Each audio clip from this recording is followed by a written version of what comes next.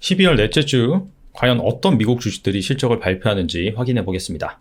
이번에도 5개 기업이 나와 있네요. 하나하나 살펴보면 하이코는 항공, 우주, 방위 및 전자 관련 제품을 제조하는 기업입니다. 같은 날 팩셋 리서치 시스템즈도 실적을 발표합니다. 팩셋 리서치 시스템즈는 금융 데이터, 정보, 분석 자료를 제공하는 업체예요. 사실 일반 개인 투자자들은 이 팩셋이라는 기업이 낯서실 겁니다. 하지만 기관이나 증권사, 자산운용사에서 해외 데이터를 기반으로 투자 종목을 발굴하고 분석을 하시는 분들은 이 팩셋이라는 서비스를 많이 사용을 해봤을 겁니다. 그리고 22일에는 신타즈, 유니폼 등 렌탈, 시설 관리 서비스를 제공하는 업체고요. 같은 날에 네오젠, 식품 안정성 검사, 동물의약품을 제조하는 업체입니다. 두 업체가 실적을 발표합니다. 마지막으로 23일에는 페이첵스라고 해서 인사 및 세무회계 관리 솔루션을 제공하는 업체가 실적을 발표합니다. 대기업은 재무팀, 인사관리팀 이렇게 잘 분류가 돼 있잖아요. 그런데 중소기업이나 스타트업 같은 경우에는 상대적으로 인사, 회계 이런 쪽에 신경을 쓸 겨를이 없습니다. 그래서 그런 기업들을 대상으로 솔루션을 제공하는 기업이다 라고 보시면 될 것 같아요. 미국은 워낙 인구도 많고 경제 규모도 크고 회사도 많기 때문에 이런 다양한 비즈니스 모델이 존재하는 것으로 보입니다. 그리고 여기 투자 매력 점수가 있죠. 투자 매력 점수는 초이스 스탁이 자체 개발한 건데 배당 매력, 사업 독점력, 재무 안정성, 수익 성장성, 현금 창출력 5가지 항목에 대해서 22개의 요인을 분석해서 측정을 하는 겁니다. 당연히 점수가 높으면 높을수록 좋겠죠. 100점 만점입니다. 근데 투자 매력 점수가 높다라고 해서 미래 주가가 오르느냐? 그거랑은 좀 별개다. 왜냐하면 지금까지 사업을 이렇게 잘 해왔다. 자, 그런 관점에서 점수를 매긴 겁니다. 즉 전망치에 대한 부분은 빠져있다. 이 부분을 꼭 기억하시기 바랍니다. 여기 상위 몇 %가 있는데요. 하이코가 투자 매력 점수가 82점인데 이게 상위 4%에 해당한다. 그런 의미입니다. 그리고 2020년 EPS 이렇게 나와 있죠. 즉 최근에 실적이 얼마나 나올 것이냐, EPS가 얼마나 나올 것이냐 애널리스트들이 예상한 그 부분입니다. 그리고 2019년 EPS는 바로 전년 동기 EPS죠.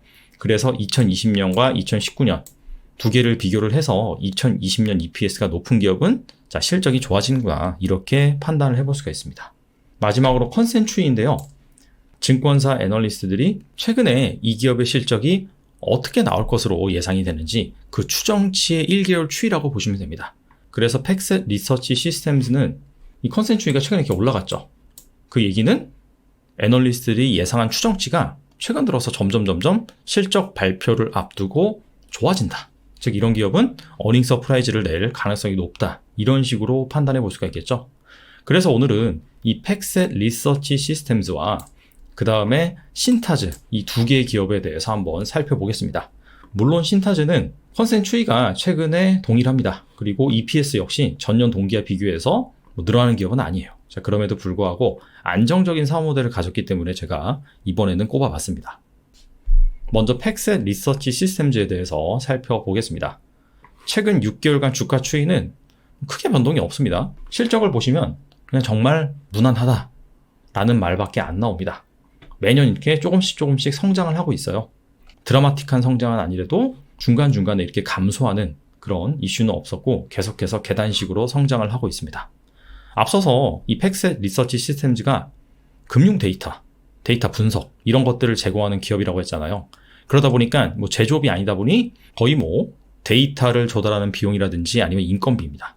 그러다 보니까 이익률이 상당히 높은 편입니다. 전반적으로 30% 내외의 이익률을 기록을 하고 있습니다. 그리고 이 금융 데이터 정보 업체들이 재투자를 드라마틱하게 할 필요가 없죠. 그러다 보니까 벌어들이는 돈이 현금으로 차곡차곡 쌓입니다. 즉 잉여현금이 어느 정도 발생하는 기업이다. 아무래도 주주들한테 주주 환원을 실시를 하고 있죠. 어차피 앞서 이 실적에서 보았듯이 드라마틱하게 성장하는 기업이 아니니 뭔가 주가 상승이라는 퍼포먼스로 주주들한테 화답하기 힘듭니다.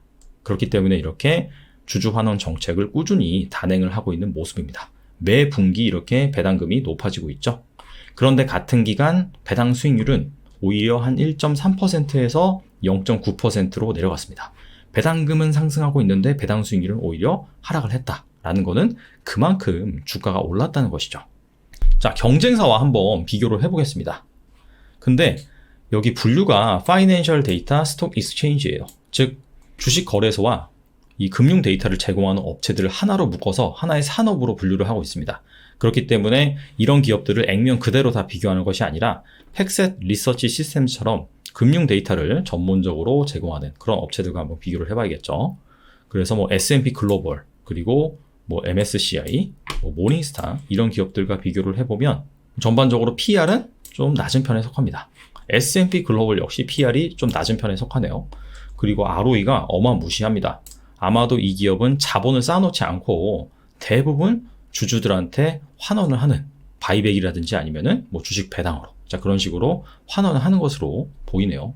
그래서 우리가 팩셋 리서치 시스템즈를 한번 살펴봤는데 뭐 S&P 글로벌도 함께 보는 것도 나쁘지 않은 것 같습니다.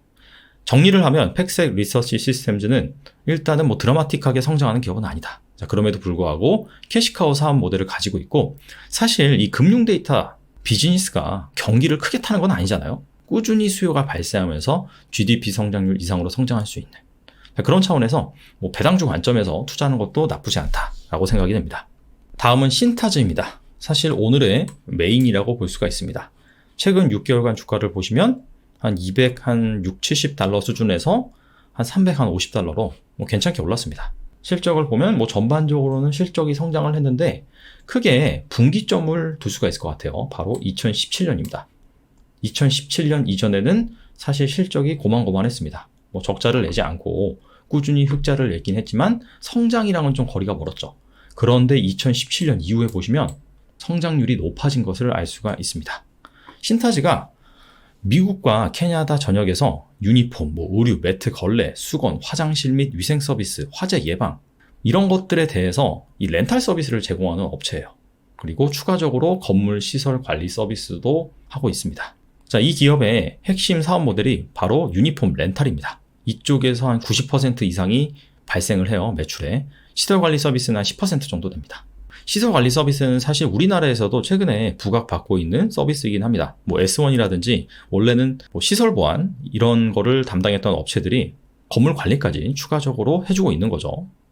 제 생각에는 코로나 이후에는 이 시설 관리 서비스가 좀 더 부각이 되지 않을까 생각을 합니다. 이 위생 관점에서요. 2017년 이후로 이 신타즈의 그로스 성장률이 높아졌다라고 말씀을 드렸는데 이때 어떤 일이 있었느냐? 이 현금 흐름표를 보면 나옵니다. 2017년 이때 현금 흐름표에서 특징적인 부분이 재무활동 현금 흐름이 대폭 유입이 되고 투자활동 현금 흐름이 대폭 유출이 된 것을 알 수가 있습니다. 외부에서 자금을 대규모로 조달을 해서 어디에다가 대규모로 투자했다. 그런 의미죠. 이때 어디에다 투자했느냐 살펴보면 유사업체 G&K를 인수를 했습니다. 신타즈와 비슷한 사업 모델을 가지고 있는 기업이죠. 인수 효과로 인해서 이렇게 매출액이 점프업을 한 것을 알 수가 있습니다.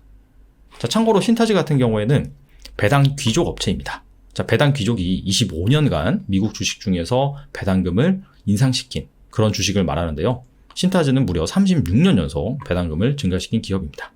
그런데 2017년에 이 G&K를 인수했잖아요. 그 이후에 배당금 증가폭을 보면 확실히 예전보다 더 높은 것을 알 수가 있습니다. 자, 그만큼 대규모 투자를 해서 성공을 했다. 이렇게 볼 수가 있겠죠. 자, 그러다 보니까 주가 수익 비율, PER 같은 경우에도 확실히 2017년 이전과 그 이후에는 다른 모습을 보입니다. 그 이전에는 PR이 대략적으로 밴드가 한 10대 중반에서 20대 중반으로 형성이 됐었죠. 근데 G&K를 인수를 하면서 결과적으로는 이 밴드가 상향 조정이 됐습니다. 그래서 최저점은 20배, 그리고 최고점은 뭐 30 몇 배 이렇게 올라버렸죠. 주가가 리레이팅 받았다라고 합니다. 사실 벌어들인 이익은 크게 변하지 않았는데도 불구하고 PER 배수가 올라간 거죠. 자, 그만큼 시장에서는 이 G&K의 인수에 대한 성공 프리미엄을 이 신타즈에게 부여했다라고 볼 수가 있습니다. 그래서 여러분들도 이렇게 어느 정도 시장에서 꾸준히 캐시카우를 발생하는 모델인데 어디에다 투자했거나 아니면은 뭐 경쟁 기업을 인수를 했거나 자, 이런 이벤트가 생긴다면은 이런 부분들이 이 주가 재평가의 단초가 될 수가 있다. 자, 이런 부분들을 여러분들이 잘 숙지를 하시고 향후에 또 이런 주식이 나온다면은 관심 있게 지켜보면 좋을 것 같습니다. 자, 오늘 소개해드린 미국 주식 기업들 실제로 실적이 애널리스트들이 예상하는 그만큼이 나오는지 잘 살펴보셔야겠고 만약에 진짜 투자를 하신다면은 추가적으로 더 다양한 정보 뭐 리스크라든지 향후 전망에 대한 그런 부분도 잘 체크해 보시기 바랍니다. 오늘은 여기까지 하겠습니다. 감사합니다.